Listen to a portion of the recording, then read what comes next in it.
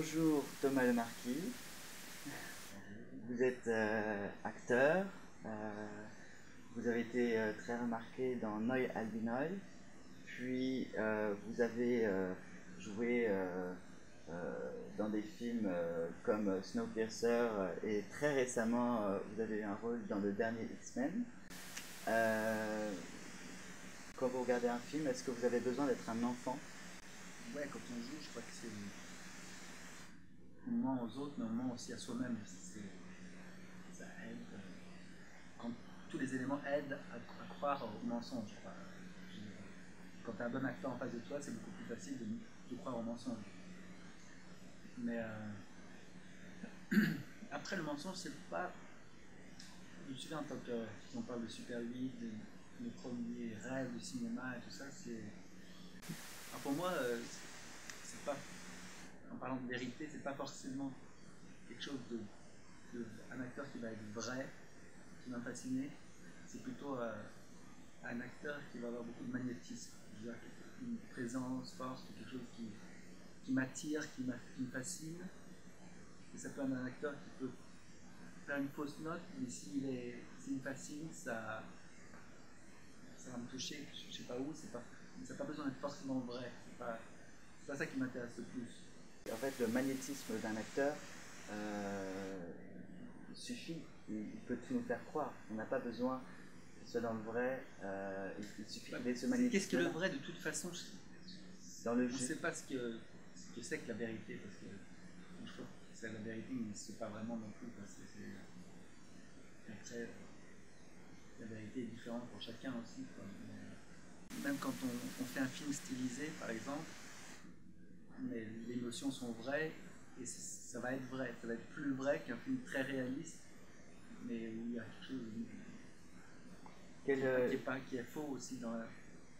Oui, dans le. Enfin, un film réaliste, mais qui n'est pas. Qui n'a pas d'âme, qui n'a pas d'émotion. n'a pas d'émotion. Est-ce que les rôles que vous allez choisir, le genre de film dans lequel vous voulez jouer, sont aussi les genres de films que vous aimez voir? Ou est-ce qu'ils sont différents? Pas forcément. Mais après, je pense que on a plein de préjugés souvent, et j'aime bien aussi sortir de mes propres préjugés. Et c'est-à-dire que j'ai grandi justement avec un film d'art et essai ou des films d'auteur. Après, je me disais quand j'ai commencé, non, non, non, jamais je ne ferai autre chose que jamais Hollywood, jamais film autre que d'auteur. Et après, j'ai découvert un film. Maintenant, j'ai aussi découvert, par exemple, je ne peux pas regarder des films d'horreur. Je suis extrêmement sensible à l'horreur. Je trouve ça horrible. Et après, j'ai joué dans un film d'horreur et j'ai pris un très grand plaisir à jouer dans le film d'horreur. Et après, j'ai été jury même dans un festival de films d'horreur. Il fallait que je regarde plusieurs films d'horreur par jour. Et aussi, ça m'a poussé mes propres limites. Parce qu'après, je pense qu'on est tout le temps en train de se limiter soi-même avec des idées préconçues qu'on a sur soi-même. Qu'est-ce qu'on peut, qu'est-ce qu'on peut pas. Et en fait, je pense qu'on peut beaucoup plus que ce qu'on croit pouvoir. Et maintenant, j'ai découvert un genre qui est tout à fait intéressant. Je veux dire, une grande partie du film d'horreur ne sont pas intéressants, mais il y en a. Il y a beaucoup de liberté, il y a plein de choses qui sont vraiment intéressantes dans le film d'horreur, par exemple. Et pareil, les gros blockbusters, c'est une expérience. Je suis à la recherche d'expérience en tant qu'acteur. Alors, toute expérience est intéressante. C'est très intéressant de participer à un énorme projet, comme c'est très intéressant de participer à un tout petit projet, mais pour des raisons très différentes. Ça nourrit différentes parties en moi et de différents besoins. Bien sûr. Je vais prendre une dernière question parce qu'on parlait de magnétisme.